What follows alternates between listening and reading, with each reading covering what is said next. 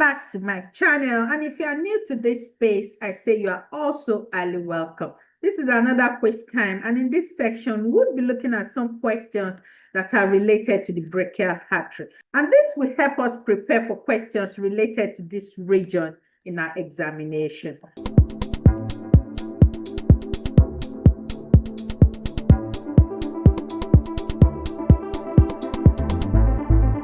Now let's look at the first question, and this reads that the brachial artery begins from dash.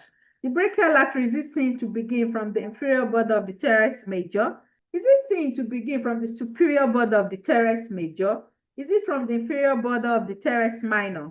Or is it from the superior border of the teres minor? The correct answer as it relates to where the brachial artery originates from is the inferior border of the teres major. The inferior border of the teres major is what marks the beginning of the brachial artery. Now let's go to the second question, and this reads that at which anatomical location does the brachial artery typically bifurcate? Is it in the wrist? Is it in the popliteal fossa? Is it in the cubital fossa? Or is it in the armpit?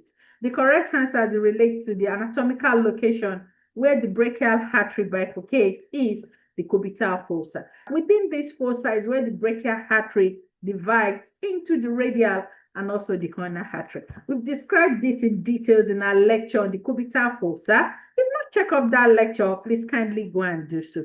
Now let's look at the third question, and this reads that which of the following is a branch of the brachial artery? Is it the subscapular artery? Is it the posterior circumflex humeral artery? Is it the thoracoacromial artery? Or is it the profunda brachial artery? The correct answer here is the profunda brachial artery. As a matter of fact, the profunda brachial artery is the first and the largest branch of the brachial artery. Hence, this is the correct option. Now let's move to the fourth question, and this reads, which nerve closely accompanies the brachial artery in the arm? Is it the radial nerve?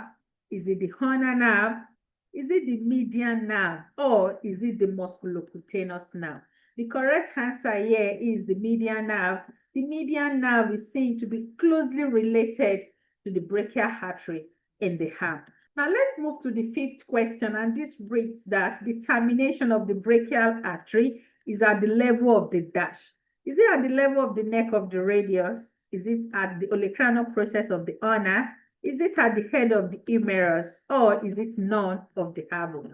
The correct answer here as it relates to the point of termination of the brachial artery is the neck of the radius. It is around this region that the brachial artery would divide finally into the radial and also the ulnar artery. Now let's move to the sixth question, and this reads that the deep brachial artery is accompanied by the dash in the radial groove. Is it accompanied by the radial nerve? Is it accompanied by the ulnar nerve?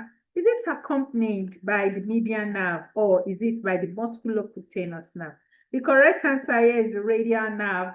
The radial nerve is seen to run through the radial groove, and this is also seen to be accompanied by the deep brachial artery. We already also highlighted this in details in our lecture on the brachial artery.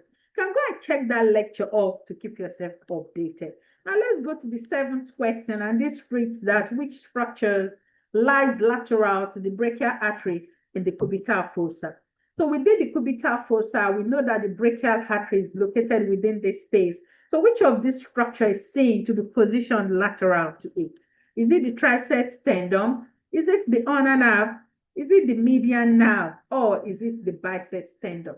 The correct answer here is the tendon of the biceps brachii muscle.